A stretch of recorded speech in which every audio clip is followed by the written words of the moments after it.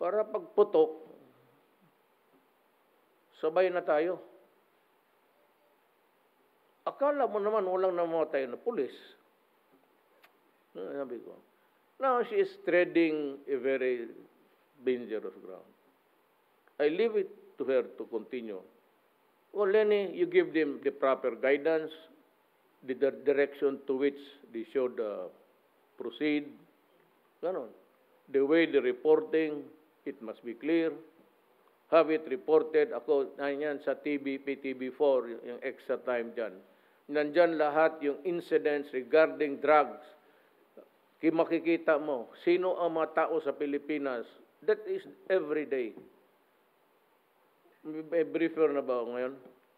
Do I have the briefer now? Makita ko sa inyo. First page yan, kalista. Yun ang pinapakita ko. Tignan mo kung ilang